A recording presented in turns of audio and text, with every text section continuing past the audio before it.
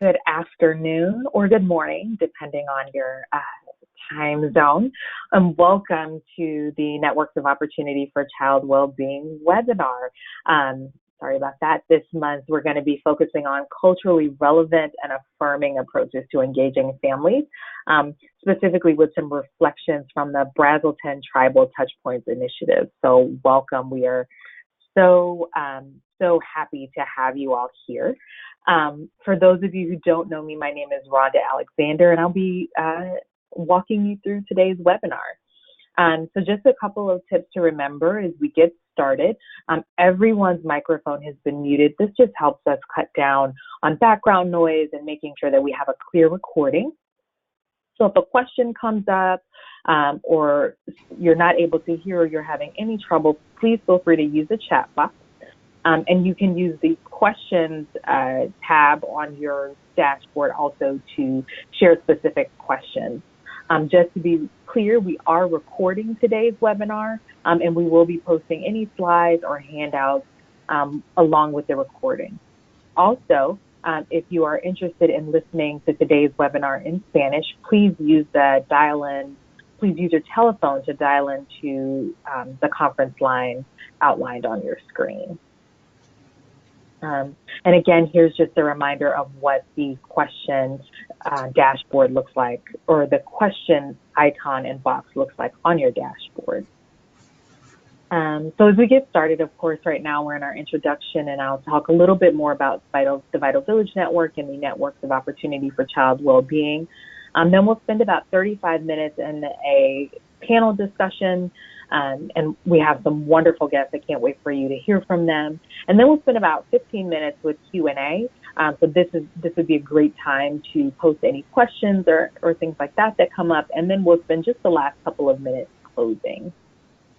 So a little bit more about the Vital Village Network. We are committed to maximizing child, family, and community well-being. And we've been doing this work in the Boston area, focused on 3 specific neighborhoods of Dorchester, Roxbury, and Mattapan since 2010. And our focus is building the capacity of communities to promote child well-being and prevent early life adversities. And so we do this through a service, learning, and leadership model. We take a trauma-informed lens to approach how we align systems, and constantly working on iterative improvement and data sharing. And so out of that work was born the Networks of Opportunity for Child Wellbeing, also known as NOW. And our work is focused on building a national network and supporting capacity building of local communities across the country. And so we do this in one of 2 ways, in a couple of ways. One is through the Now Innovation Forum, which is a national forum, a network of online community, and you can learn from and hear from peers across the country. And then the other way is through the Now Learning Community. So we support 10 community coalitions across the country over an 18-month period, and really focus on building their skills, helping them gather tools and resources, and transforming what it looks like for children and families to thrive across the country. And you can see a nice little map. Just a spoiler, we're about 11 months into our 18-month cycle, and we're so excited. And so welcome and thank you to all the members of the Now Learning community who've joined us today. Here's a link and information to where you can visit us at the Now Innovation Forum. We'd love to hear from you. And this is where we'll be posting links to this recording, as well as our other articles and podcasts. And one last shameless plug of our podcast. It's called In the Arena with Now. We have 3 episodes up live, and these podcast episodes focus on communities within the Now Learning community, as well as some of our mentor communities. You can find that anywhere you can get your podcast. So I hope to have you click and subscribe and visit us. So enough of our introduction. So I just want to get into this amazing panel we have today. And you should be able to see these lovely smiling faces on your screen. So we'll be hearing from Dr. Joshua Sparrow, the Executive Director of the Brazelton Touchpoints Center at Boston Children's Hospital. We'll hear from Joelfrey Grant. He's a project director of the Tribal Touchpoints Initiative at the Brazelton Touchpoints Center. We'll hear from, sorry about that, we'll hear from Jeannie Christopher. She's the Director of Early Childhood Services from the Confederated Salish and Kootenai tribes. And then also you'll be hearing from Andrea Adams. She's the Education Manager with Early Childhood Services, also with the Confederated Salish and Kootenai tribes. So without further ado, I am going to jump right into this panel because I'm so excited about our speakers today. And our focus is culturally relevant and affirming approaches to engaging families, and specifically around some reflections from the Brazelton Tribal Touchpoints Initiative. So as we jump into our panel, I'm just ask our guests to each spend a couple of minutes, maybe no more than 2 or 3, just telling us a little bit more about your work and your role. So thank you. Maybe Josh, you could start off for us. Thank you.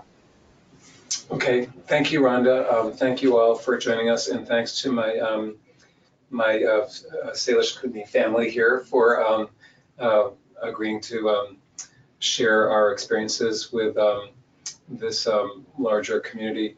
The Brazelton Touchpoints Center began its work really by listening carefully and quietly and respectfully to babies. And that was the work that Barry Brazelton did in his research around this country and in many countries around the world.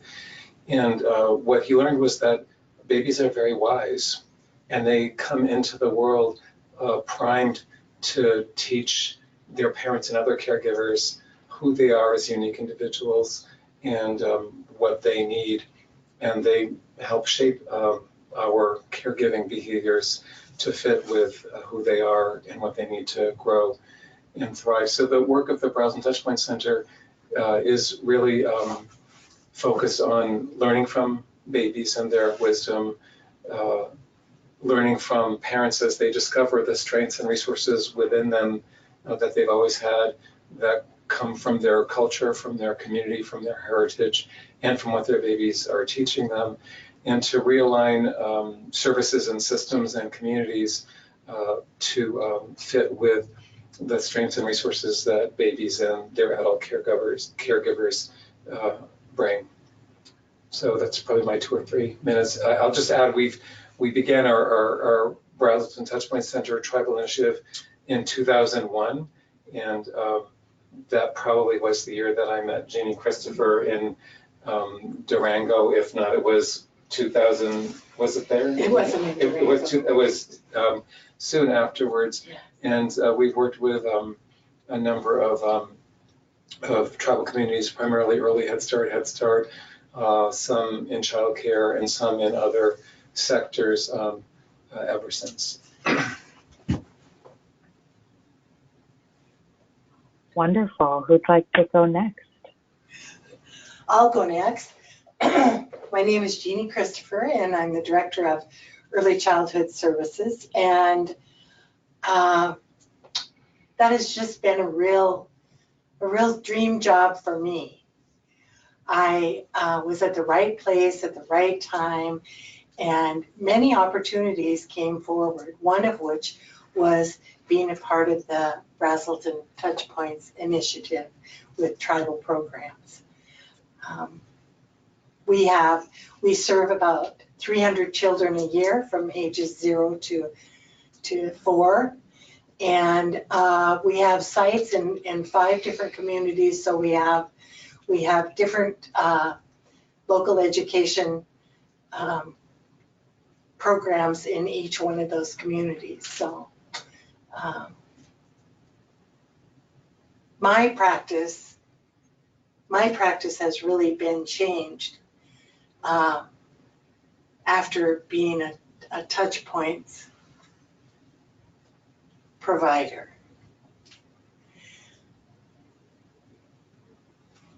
How long was Wonderful. that? That was perfect. Joelfrey or Andrea, would you like to jump in? I'm Joelfrey Grant. I'm a descendant of the Confederated Salish and Kootenai tribes. and I currently work at the Brazelton Touchpoints Center as the Assistant Director of Partnerships and Professional Development and head up our Tribal Initiative. I think my past experience, I've worked in Head Start programs and early Head Start programs, as well as at our tribal college. And I think those things led me to, helped shape me to really feel like Touchpoints was something that aligned with my values. And I'm fortunate I was working for Jeannie at Early Childhood Services when the opportunity came to write the one-time funding request at that time from the Office of Head Start, which supported our local training team. And so that was 16 years ago or 17 years ago. And since that time, I've had various ways of connecting with both Touchpoints and here with my home community and tribe. So we'll talk more, but that's enough for now. Thank you. Great. Andrea Adams, Louise Quest, Chiskalihu, Chiskalihu, and Chikak. My name is Andrea Adams. People call me Andi. I work for Confederated Salish and Kootenai tribes. I'm also from here. My family's from here generationally, both sides, myself and my husband. I'm currently an education manager in the program, but I started as a parent and then a teacher aide and then a teacher and now an education manager. And I've been a fan of Touchpoints since I was introduced to Dr. Brazelton when I think my second daughter was born. So that's enough about me. Wonderful. Well, great. Well, let's jump right into this because I'm sure our participants are eager to hear more. So I'd love to hear some more about some of the unique strengths around the Confederated Salish and Kootenai community approaches to early childhood programs. So what are some of the things that you're working on? Well, in our program, we like to have one of everything. So we operate 2 child care centers that are licensed. We have a center that gives priority to high school parents in one community. We have a center for the last 3 years. That has the people there and the children there have been immersed in the Salish language. And Andi she's had a great motivation to do that. She was the teacher there. And so it was really led by someone who, that classroom was really led by someone who has great aspirations for the language to continue, and also by someone she is a Touchpoints person.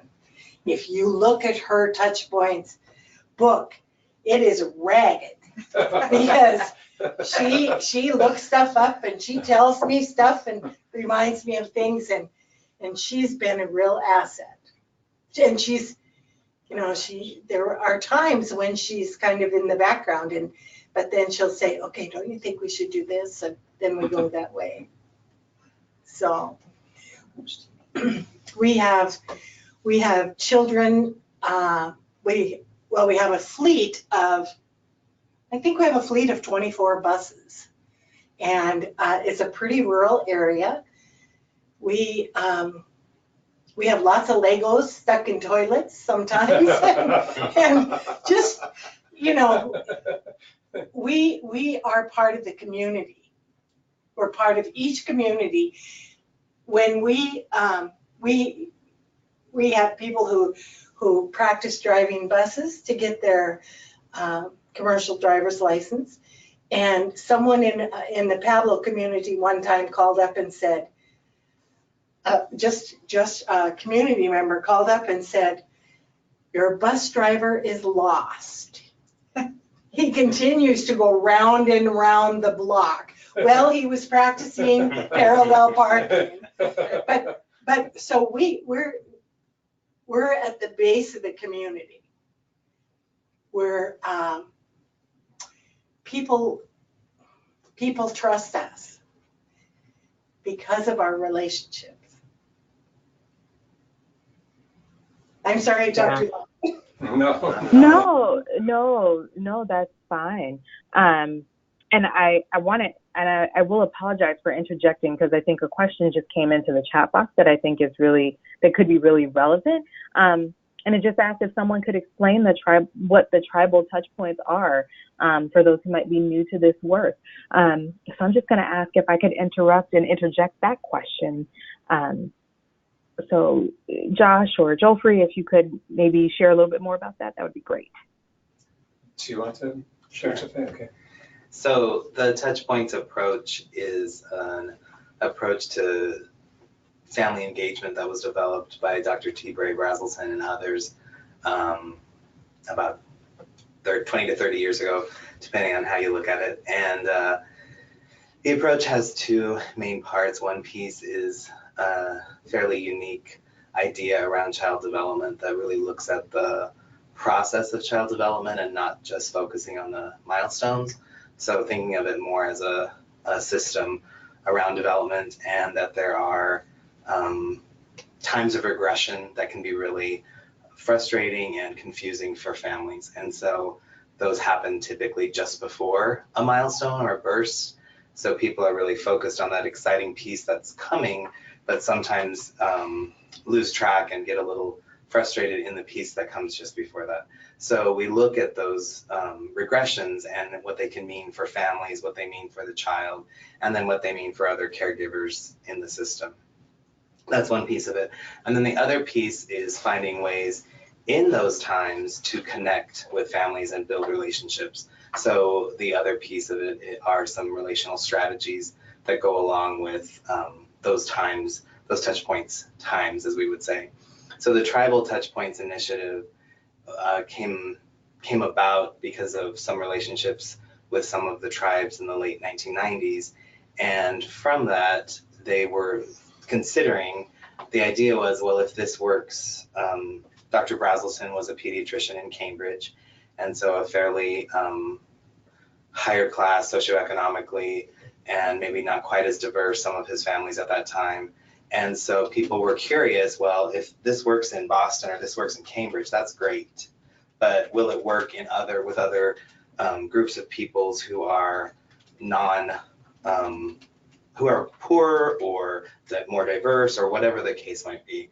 And so working with tribes, it was kind of a curiosity.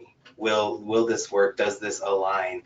And what we have found is, for many of the tribes that have chosen to partner with us and collaborate with us, that the reason they chose our approach is because it is flexible enough that the values resonated with many of our tribal values. And so some tribes have chosen to adjust some of the wording in some of our phrases, but the underlying values have stayed the same and have been really relevant for many of the tribes. So we have a group, so the initiative itself is a group of about 25 over the last 20 years of different tribal partners. Some of them are early Head Start or Head Starts, as Josh mentioned. Some are child care providers. In the last 10 years or so, we've had several project launch grantees who have chosen to access our professional development offerings as well. Could I just add a few other things about this work? So the partnership with tribes, as I understand it, began when Linda Mayo Willis, who at that time worked at the Head Start American Indian Alaska Native Quality Improvement Center, and she heard me give a talk about pre-verbal emotional development. So emotional development in babies and toddlers before they have words, but when they really have a lot to say without words. And she came up to me afterwards and she said, you know, I think the emphasis on quiet, respectful listening and the really tuning in and being with babies and each other is something that would really feel right for the tribes that we work with. So that was how it started, was really because of how babies teach us to be with each other, and how there are some very wise cultures who have been listening to babies and tuning into babies. So that, I think, is really where it came from. The second thing is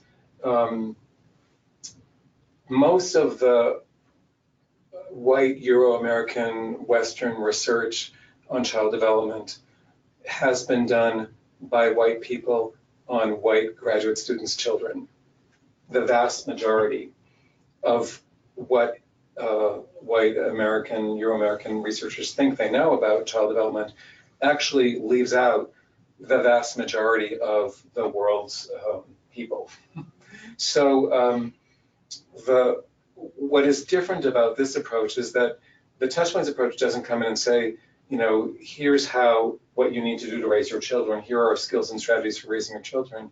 It comes in and says, let's listen together to your baby, to your toddler, to your young child, and let's co-construct, let's discover together and co-construct the story that your baby or child would like to tell us, because in that story will be your people, your culture, your context, and your community, because your baby has been soaking this up from before birth and has inherited the genes of your people and is being shaped and shaping the context in which he or she is growing up. So the baby and the community and the culture will teach you and us together how to raise this child. So it's very different than the sort of in the can parenting programs. And I think that's what opened up space for people to feel like we can make this work in our community and all kinds of communities around this country and around the world. Specifically, one of the first tribes we worked with told us, this was back in 2001, we knew we could work with you because you say parents are the experts on their children. And that meant that you would respect us and not come in and tell us what to do. But, oh, by the way, in our culture, parents do not raise the children. The community does. And the other, one of the other parts of the Touchpoints approach that I think people found worked was the systems theory approach to human development.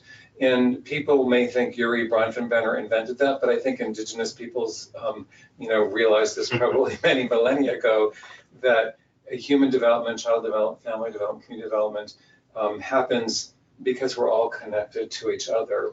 And it doesn't just happen in the classroom or in the clinic or in the home, but on the streets, in the backyard, in the neighborhood, and that everybody has a role to play in communities and raising children. So it is a systems approach, even if people don't use the word system.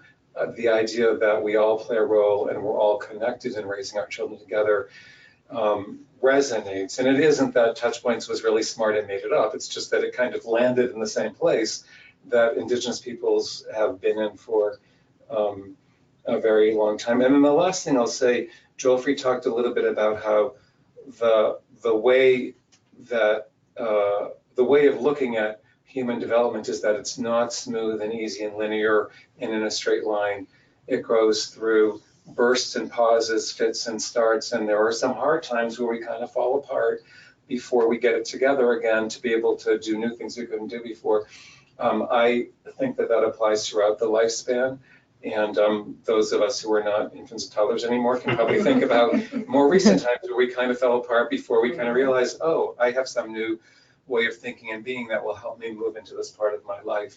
And so this idea that it is not only okay, but it is the way it goes to have hard times, to go towards better times, that I think also resonates for people. It's also why I think, it fits well where there's stress and where there's trauma, because when the child falls apart temporarily and the parent falls apart with the child because the child's about to take the first step, for example, when there's trauma or other kinds of stresses, the falling apart can be bigger and harder. But to know this is par for the course, and we'll all be there because we're all connected to help you through these hard times, I think is part of why it has felt relevant and supportive in all kinds of communities and cultures. Yeah, thank you so much, Josh and Joelfrey. That was super helpful, and I love that I'm starting to see more questions come in. So I have a couple more questions for you before we get into some participant questions. But participants, keep them coming.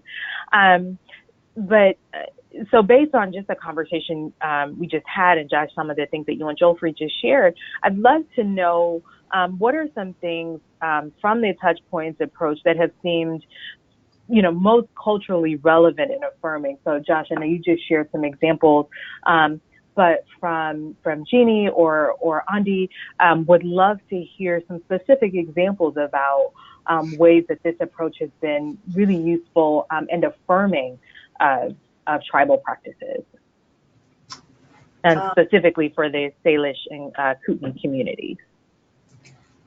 Well, I'll answer that as best I can. I think it's a broad scope of work that we do. So our Touchpoints training and understanding that strength-based approach to relationship building has been really helpful, especially within parts of our programs and centers, as well as our communities that work on language revitalization. Particularly, our tribe is down to about less than 20 fluent speakers. So language revitalization is really important within our community and our tribe. And I think that the Touchpoints approach to strength-based relationship building, and everything happens within the context of the relationship. I think that's been really helpful for a lot of our people that are new learners, as well as families getting re-engaged in that activity, because it really builds and strengthens families to have that cultural basis to come from. It really helps people feel comfortable and supported. And I think that it makes a big difference in the work that we do. Was there something you wanted to add, Tina? Well, for myself, I remember the very first time I was in a meeting with the Touchpoint staff, and I wanted to run home. I got up physically and I wanted to run home that minute, because it just felt like home. Those values and those principles were things that, okay, I know about some of those things, Our people have some of those things going for them, and I just want to run home and share the news. Another part for me was that my youngest child had a brain injury before he was 2. And you know what? The touch points, reflecting the information that I got, the caring I got, the acceptance I got, whether I was ambivalent or not about my child. I mean, I went through all those things. I went through all those things that I wanted to take home with me. My child didn't have the life he would have had. Mm-hmm. And yet, I learned that everybody brings something to the table. I watched his development, and okay, it's been on a different timeline, but he too has touch points. I mean, I feel like he's 45 now, and he just had a midlife crisis. You know what I mean? And so, touch points, I mean, you're ready. Yeah, I don't know. There was such an acceptance And there was so much emphasis on relationships. Yeah. Yeah. Well, you know, that leads in, thank you, Jeannie and Andi. I think that leads into another question I have, thinking about, you know, how has the Touchpoints approach been effective, thinking about some of the specific or unique challenges that you all have faced, that your community faces, that members of your community faces. How has this approach been helpful in addressing some of those unique challenges? And I think you all just touched on a couple of those, but what are some other things that might be unique to the Salish and Kootenai community? I think our tribe is unique to many other tribes within Montana especially, but our tribe was opened up to homesteading a long time ago. So we have a diverse population and many mixed race families, and we have a lot of influence of farming in our community.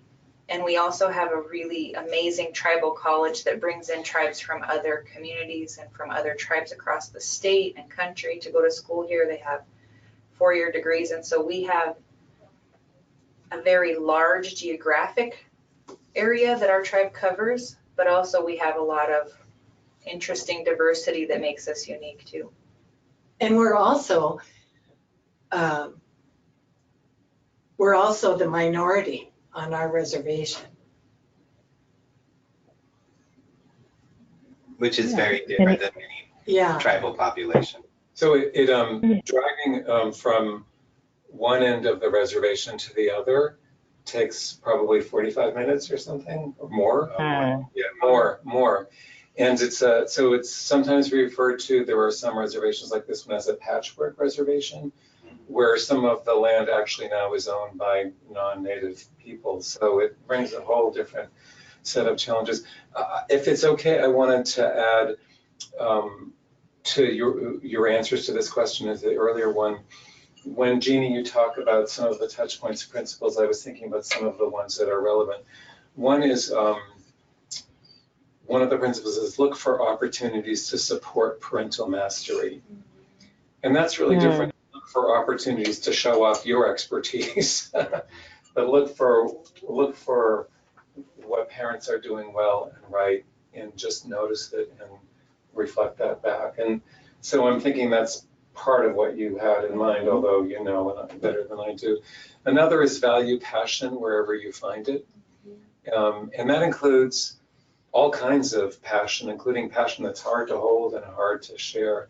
And so part of the work of Touchpoints involves reflective practice in which you work on noticing your reactions to the passion that you're faced with, which can be negative passion, angry passion. And the work is really to sort of help you stay there with that. Take a deep breath and find what there is in the passion that is about wanting to support children and family as they grow and learn and heal. And I'm going to go out on a limb here and say something about intergenerational trauma, if that's okay. And so you'll correct me or tell me if you disagree. But in communities that I've had the incredible privilege of working with, where there's the intergenerational transmission of trauma, or even within a family where there's been trauma or an individual said trauma, some things are harder to do, like to trust and to feel safe and to trust that you're not going to get disappointed or hurt or misused again, right? And so relationships, when they get close and intimate, can feel scary because you might lose them or something, hard might happen. And so it feels like a much bigger risk to enter into relationships. And yet when we raise our children together, we've got to get close to each other. We've got to trust each other. We have to be in relationships with each other. But I think when there's been trauma in one generation or across generations, that's hard, and often it feels safer to be numb and to withdraw and pull away. And so a part of the incredible gift of being able to be together is it's not easy. Right. It's not easy Right. to come together and to cry together and to feel the hard things together. But I think, you know, there are other ways of getting there, but I think the safety of the strengths-based approach and the safety of understanding your baby and your child and your culture and your community have the strength and the wisdom, those things I think help take the risk of entering into relationships and trusting and finding safety. People. Can I add? Sorry, go ahead. Go ahead, Jill. Yeah. I just wanted to add something that kind of, I think, feels like that fits with that. When you were talking about something unique, certainly provider turnover is not unique in early childhood. However, I think some of that in our community ties in with what Josh was talking about with historical trauma and intergenerational trauma, in that many of our families deal or have dealt with trauma. And of course, their caregivers who are from the community also are either dealing with the same trauma, family trauma, or their own perhaps trauma. And so I think something unique about this is that when Touchpoints as an approach was developed, there weren't specific reflective practice pieces that were after our initial time together. So it's typically our foundational offering is a 3-day training. And there weren't formal, I should say, reflective practice. And so what Jeannie and the program here supported was the idea that a part of Touchpoints is that we support parents and we build those relationships with parents and families based on their child's development. But another piece of Touchpoints is that we want to support providers so that they stay in the field, so that we retain them, and so that they are able to have those conversations, not only with parents, but with each other when it's times of challenge in their classrooms or in their programs. And so I think one piece that is unique here is that Jeannie really supported her staff in having more formal reflective practice, mentoring, and coaching in the approach, so that the shared language wasn't just there for staff to offer to families, but that they actually could share it with each other. And so that has influenced and really laid the foundation for now, as a part of all of our professional development in Touchpoints, we offer reflective practice sessions as a part of the offering. So it's not an add-on, it is part of the comprehensive training. So I think that is something that is unique and really was started here with Jeannie's support and the team's support here. So yeah, it's a gift that you all gave to the Brazelton Touchpoints Center, which now is a part of what we try to give to everybody everywhere we work. You were going to say something about Jeannie. I can't remember. But, well, Yeah. okay. Well, go ahead, Jeannie. Go right ahead. So what Josh spoke about, parents never, I mean, okay, not all parents, a lot of our parents never hear what their strength is. They might not trust what you tell them at first, because you can see a strength and they you know, they've never heard that. They think that's, what are they talking about? You know, I'm bringing my child every day or whatever. And so just being with that parent and loving that child, sometimes that's really unusual. I mean, it's just really unusual that even in a close community like we are, everybody knows everybody's business, but is everybody celebrating that child? You know what I mean? Mm-hmm. I just feel like, okay, so the other day at training, this little boy came in and he'd been in Auntie's classroom, and I'm telling you, and yesterday she saw one of her kids that she'd had before, and they squeal and run to her, and we're still having to look for, okay, that grandma's doing a little bit of gatekeeping. You know what I mean? And she needs to know what she's doing that's right, because she's been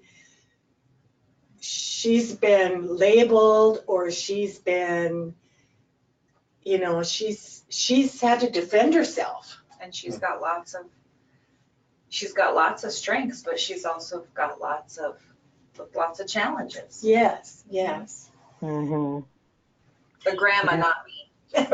We're talking.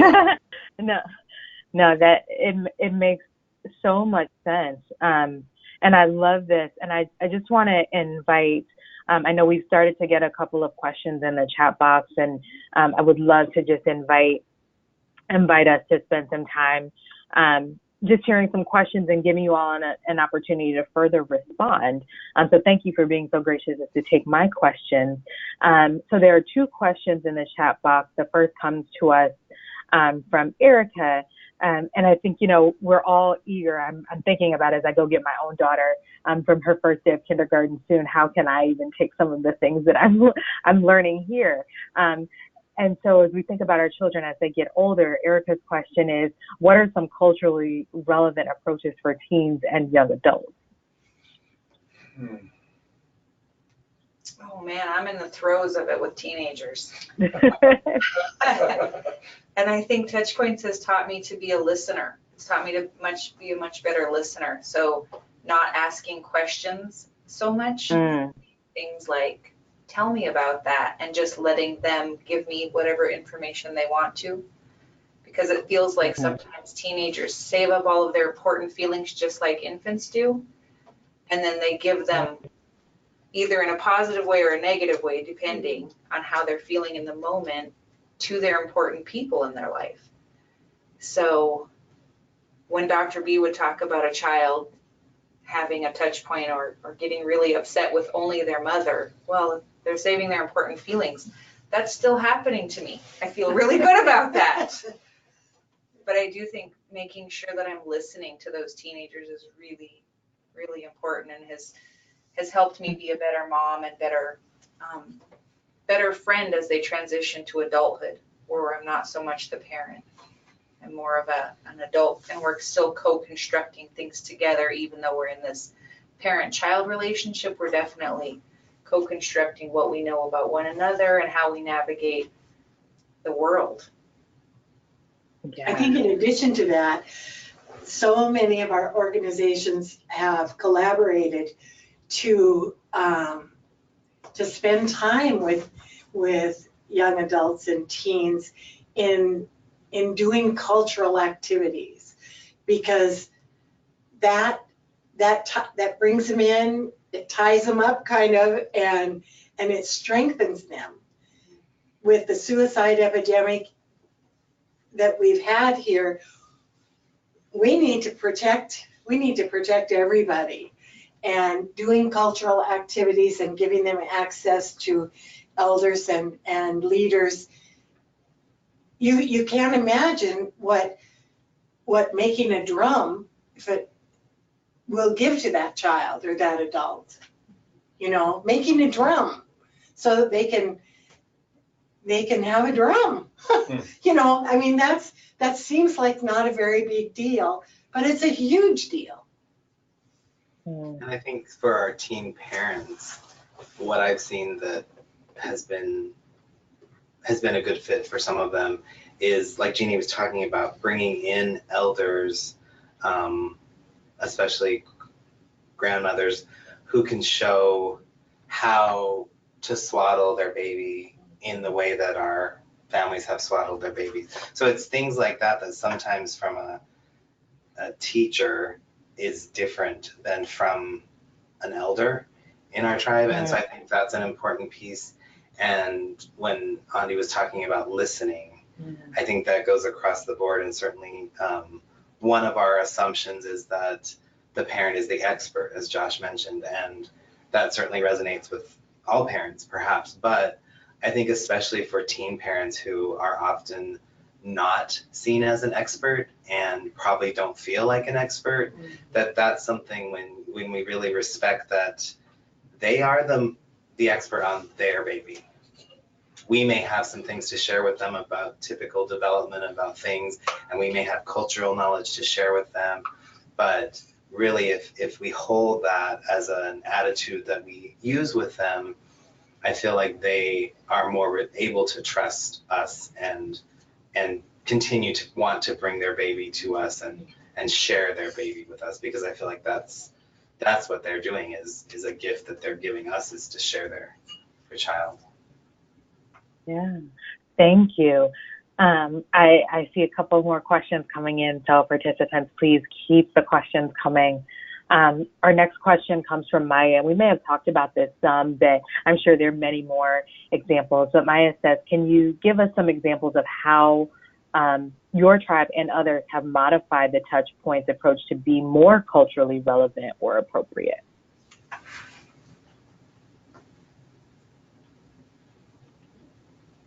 And this is for any of our panelists. One of the ways that I feel like we've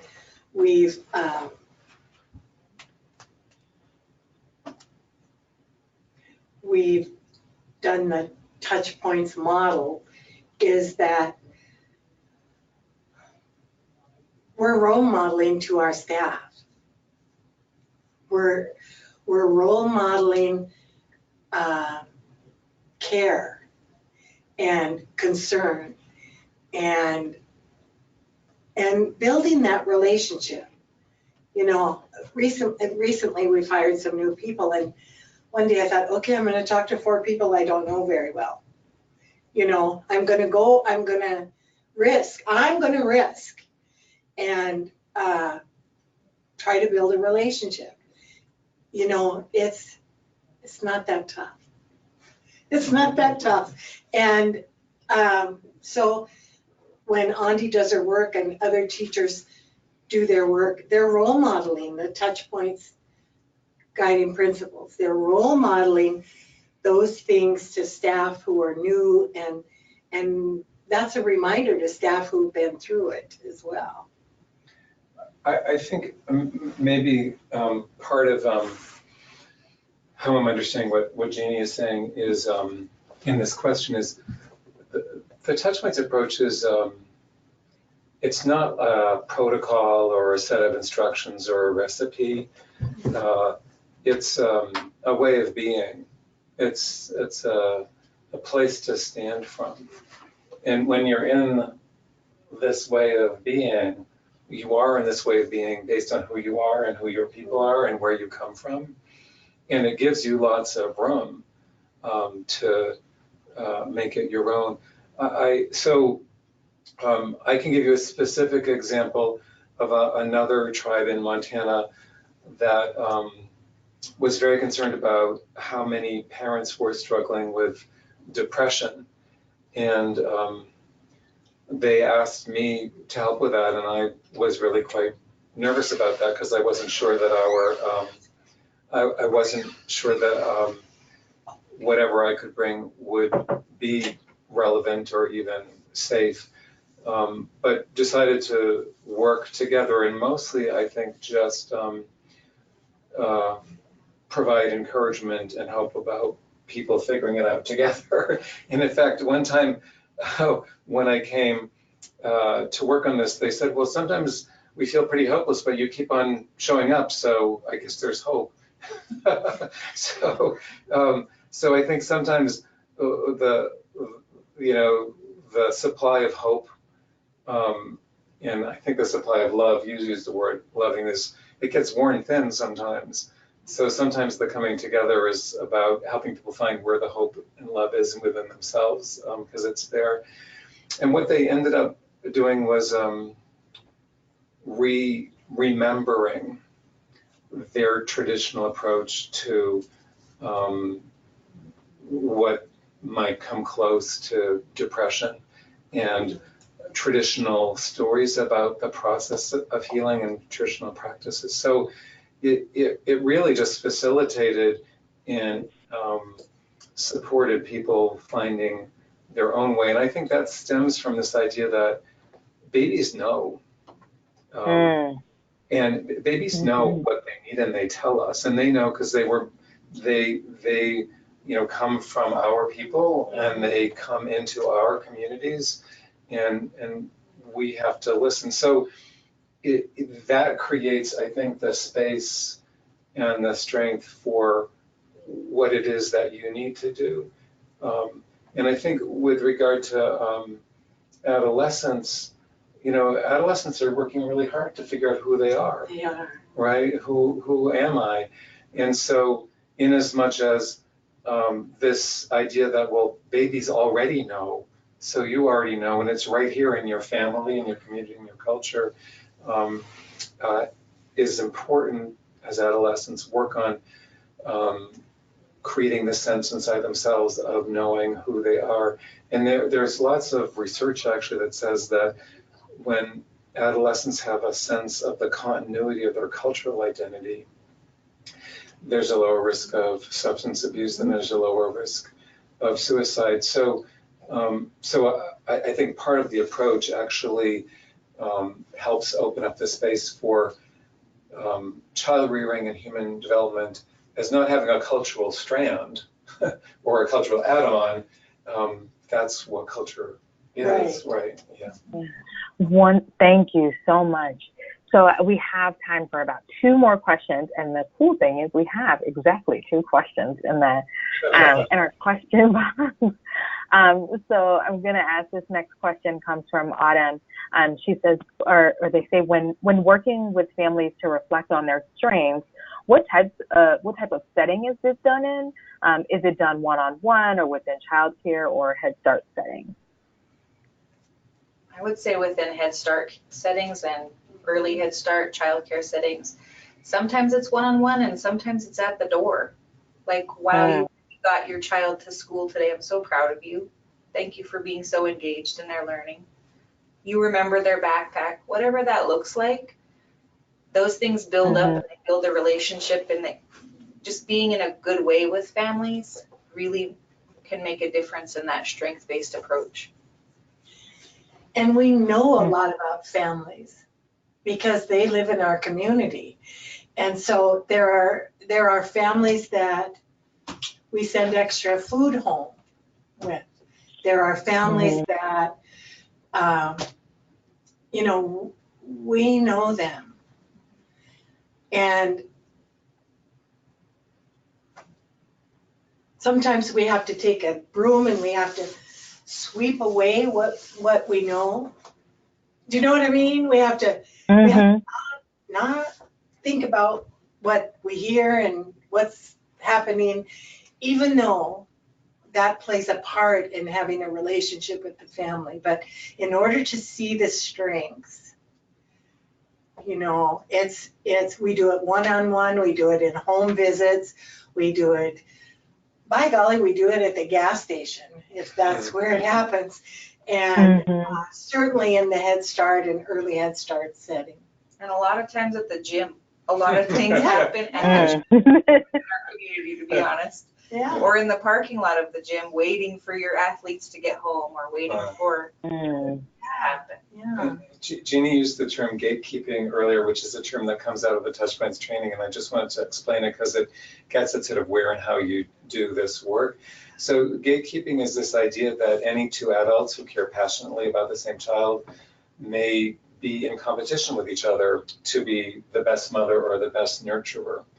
And so reflective practice work on gatekeeping helps us notice our own urge to know better than that parent about what to do, and to get ourselves out of the way, even if we disagree with what the parent's doing, to try to understand what their passion is behind what they're doing, even if we would do it a different way, to honor the passion and find the strength even in the conflict that we might have with the particular way that they're handling something with their child. And so I just say that because that's also what you do at the gas station, right? Or in the gym, right? Yeah. Right. Andi, could you share what we talked about earlier? About, Really? yeah, could you? As far as that, I'm still working on it. No, Mm-hmm. That's important. Yeah. that exchange that you had. So that I'm no longer in the classroom. I'm managing a few different classroom sites, and I saw one of my former students, and he was excited to see me. I was excited to see him. So we squealed, we hugged, we reunited, and he was ready to play. And I spoke to him in our language, and we had a good interaction. And his grandmother was not super pleased with that. She was a little bit gatekeeping. She was a little jealous or irritated by it. So I went into the office and was speaking with the teacher, and the grandmother started talking rather loudly and saying, Andi's here, but you're not going to be getting spoiled by her. She's not saving you. And so she was talking to me in the office. And so I knew that if I went out there and tried to address it, it would make it worse for him and for that child. And so I knew that she was feeling some ambivalence toward me. She's glad that I like him and that we have a relationship, but she was also irritated for whatever her reasoning was. But I was also glad that she's protective of him. So I waited in the office until she was calmer and not quite as irritated or passionate.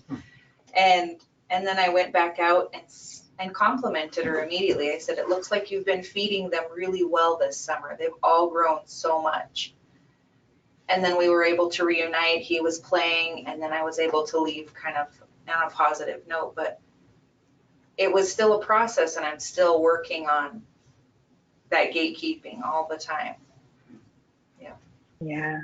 Well, thank you. I think that's such a fantastic example. And there is one more question in the chat box, and I'm going to ask us if we can respond to this question in 60 seconds. That will still give us enough time to wrap up. So this one last question comes from Maya, and she says, and I'm not exactly sure which modifications, but she says, Andi mentioned that there were some modifications just around how you all have used the Touchpoints approach. And she was wondering if you could give another example. So I wanted to make sure I share that question. Thank you for that question, Maya. So I will give us 60 seconds to respond. Super briefly, I think that what Josh alluded to earlier was saying that it is a framework, but it's so respectful of everyone's culture and belief systems that it's just, there really isn't any specific modification. You can, your culture is where you come from and where you stand, and Touchpoints just adds along to that. There isn't anything specific that they say that would be in direct conflict to anything in anyone's culture. So I can't think of a specific modification, just that within each community where I've heard and seen it used, it's melded beautifully with everyone's culture. Absolutely. Well, what a great way to end. What an amazing panel. I mean, I have taken so many nuggets from this conversation. Parents as experts on their own children, taking a strengths-based approach to relationships. And that gatekeeping one, I'm going to try and practice that one. That's going to be something I really have to work on. But I'm just so excited, and we're so grateful to have you all as a part of the network. And thank you for spending and sharing so freely of your time with us. For all of our participants who are with us today, thank you so much. We hope that you'll continue the conversation and continue to follow us on Twitter at now_wellchild and at vital_village. You can also email us or find us on the Now Innovation Forum at networksofopportunity.org. Thank you so much to everyone who spent time with us today. And we look forward to trying these out and learning and continuing to support children and families. So have a great rest of the day. Thank you, everyone. Bye. Thank you, Rhonda. Thank you.